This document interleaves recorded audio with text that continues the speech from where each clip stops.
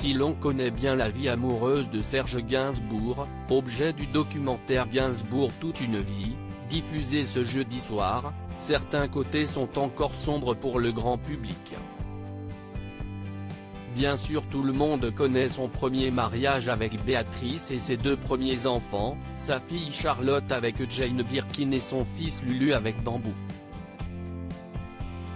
Ce qu'on sait beaucoup moins, si est qu'avant tout ça, avant Brigitte Bardot et ses autres liaisons, le chanteur a été marié avec une femme, Elisabeth Levitsky.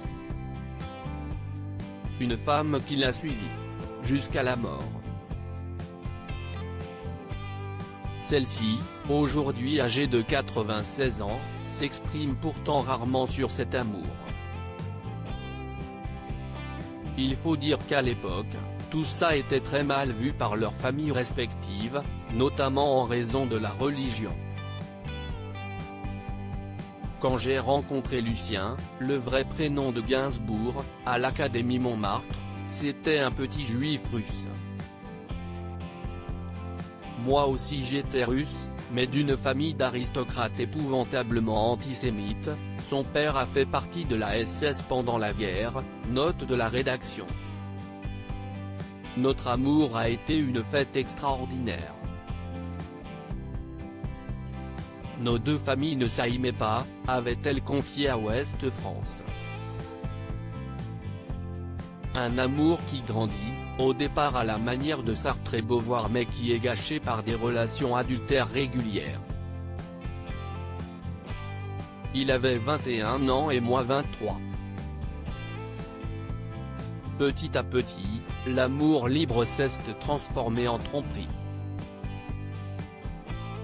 Lulu vivait des aventures de 24 heures et moi de longues histoires.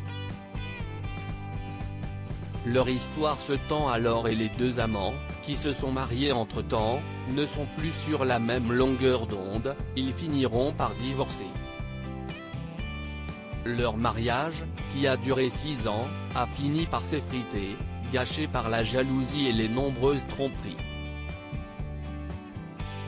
Cependant, ce n'est pas la fin de leur histoire, puisqu'ils se recroiseront par hasard et seront en contact toute leur vie. Un jour, en mai 68, sur le pont Louis-Philippe, on tombe nez à nez. Le début d'un long revenez-y.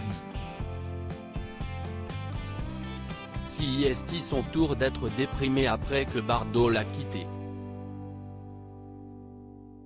Mais chacun est libre, si est très amusant. Il y avait un tel défilé de bonnes femmes, je devais représenter un point fixe dans sa vie. Même plus tard, plus vieille, je me suis toujours senti valorisé avec lui. Dès qu'il revenait, quelle fête! On était de vieux amis, comme frères et sœurs aussi. Un jour où je lui demandais ce qu'il pensait de notre relation, il m'a répondu, « Elle est pérenne et incestueuse », raconte-t-elle, toujours aussi touchée. Elle l'aura ensuite régulièrement au téléphone jusqu'au matin de sa mort. Si elle le décrit aujourd'hui comme l'homme le plus extraordinaire que j'ai vu, elle retient surtout de lui son respect. Je n'ai jamais connu quelqu'un cherchant autant à faire plaisir, à avoir une relation aussi égalitaire avec une femme. Aucun geste autoritaire, un mot de trop ou une grivoiserie. Lulu, si est le respect total, le contraire du misogyne. Sa voix aussi m'a toujours touché, il pouvait dire n'importe quelle connerie avec, ça passait. En 2010, elle a sorti un livre sur leur relation, intitulé Lise et Lulu et déclare que la chanson Elisa fut écrite pour elle. Une belle histoire, discrète aux yeux du public, qui restera dans son cœur toute sa vie.